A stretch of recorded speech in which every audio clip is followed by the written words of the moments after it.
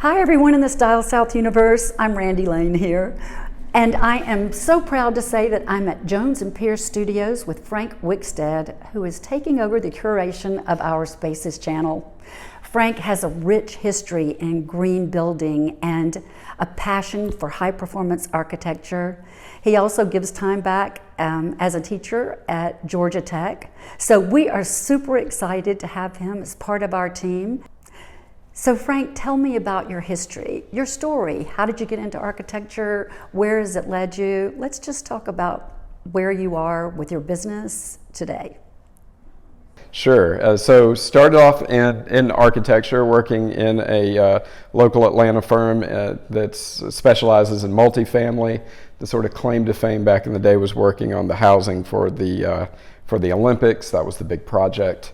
I can take all the credit for the bathroom layouts in the Olympic housing. And then, so moving, I quickly moved to self-employment. So I wanted to move towards design build. So moved from commercial architecture into freelance residential, into partnering with a first business partner who was more hands-on, and we started design build, and then so that evolved into a company on my own doing residential design build, more custom projects, with sort of a slant towards sustainability, which was just more of a spin-off of differentiation and wanting to build quality homes. And then I was recruited for a while, which coincided with the birth of my son, which timing was perfect because self-employment doesn't leave a lot of time for things like parenting sometimes. And was recruited into a consulting firm that sort of really ramped up my sustainability roots. That's where, I was bumping against consultants in the CDC and learning things about how construction methods affect indoor air quality, for instance, quality of life issues. And so then recently, in the last 4 years, I came back to residential design build. I just missed it and wasn't loving the corporate life. And so this is the next iteration of my design build era. And along the way, 5 years ago, I started teaching at Georgia Tech in their School of Building Construction, and I've really enjoyed that too. That's just sort of my, it's a give back, but it's also a way, it keeps me on my toes. I'm teaching master's level Georgia Tech students, so to stay ahead of them, I have to stay ahead of all the curves. Your business ethos is so tied to sustainability, and in some interviews that we've seen, it seems that you feel that the industry as a whole is pretty mediocre on that front. Do you feel like that's an objective opinion or a subjective opinion because of your passion on the subject?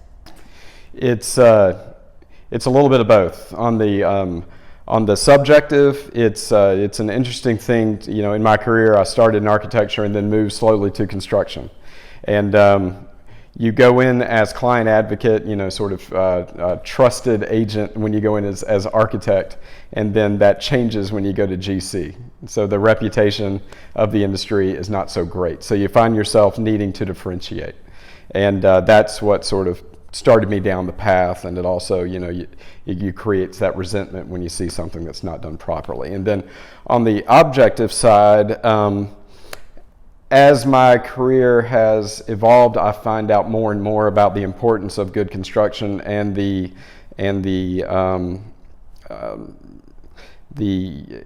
how important it is to build something properly. And on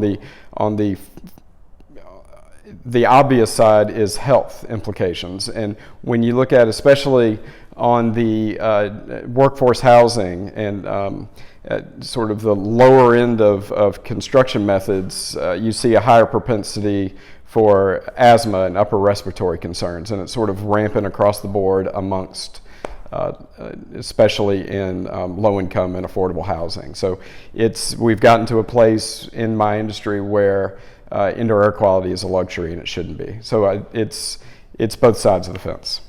Well, what do you think it's going to take for that mediocrity to rise to new heights in the industry? Two things. We're in a boom, and boom creates, it stretches the good subcontractors across lots of different projects. So booms decrease the need to differentiate yourself, and it decreases the need to produce a good product. So, the industry could use a small recession, in my opinion. The other side of that is regulation. And I didn't grow up as a regulation advocate, but in the industry, everything has to rise together, because unfortunately we live in a culture in the United States where the land has value and the building on it really doesn't. So finding, if we're all in a bid pool, which is sort of the way the majority of our industry works, the person that's going to get the job is the lower end from a cost standpoint, which means they're going to be a lower end from a quality standpoint, which is why when regulation comes in and says you all have to do it at least this good, we all rise at once. Can you name an Atlanta-based project that you didn't have a part in that you really admire, and why? One thing I've never done a very good job of is keeping up with my competition. I like to think that, I'm keeping up with myself, and the next one needs to be better, and the next client has to be happier. And but there is one project. It doesn't really fit within that home or renovation category, but it's the building that I teach in at Georgia Tech. It's the Candida building, which conforms to sort of the pinnacle of green building high performance standard, which is called the Living Building Challenge. And it's a good example for design and construction, but I think it's also a good example for humans. By requiring that the building give more than it takes in. So it produces more electricity than it uses. It produces more water than it uses by collecting rainwater, by producing electricity with solar panels. And so even the mass timber that's used in its structure is a highly sustainable product, is local, and it hits on all the cues of what we are trying to do at the sort of pinnacle of our industry, which is create buildings that will be around for hundreds of years and that do not continue to absorb natural resources. And what about a project of your own, something that really stands out for you that you've done and are proud of? The one sad thing about having this integrity of building, high performance is I end up building large, beautiful home for wealthy people. So the struggle has been, how do I allow, sort of my expertise to trickle down into all building methods, or being able to reach all customers. And I've just started on that journey within the last 5 years or so, and I'm actually starting a new company soon with a partner that's been a mentor for years to focus on affordable housing. And the project that comes to mind is it was a multi-unit project that we had designed and built for the Lawrenceville Housing Authority, which conforms to Earthcraft certification. So it was that perfect melding of, it has to meet this, low budget, and it has to meet this level of sustainability. So for me, that was reaching a new pinnacle of the career, because anybody can do it right with a big budget. It is possible, yeah. Adopting standards that have evolved in building methods by Habitat for Humanity and other organizations out there that just have to do it right and have to do it inexpensively. That's good. In your sustainability teaching experience, when the student becomes the master, do you feel pride? Do you feel envy? Do you feel admiration, or any combination of those? What comes up for you?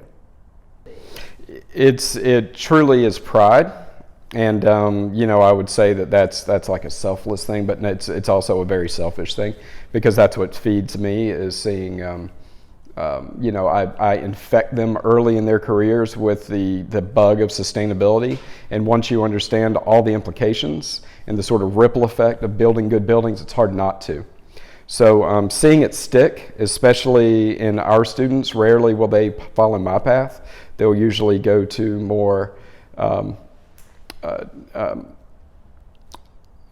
big developments of hundreds of homes rather than one at a time, like where my career's taken me. So when they're able to incorporate the sustainable roots into large developments like that, it makes me nothing but proud. Well, Style South is really excited to have you as the new curator of our Spaces channel. And I don't want to put you on the spot, but do you have a particular plan for the channel or some ideas on where you're going to take us? It's such a diverse site.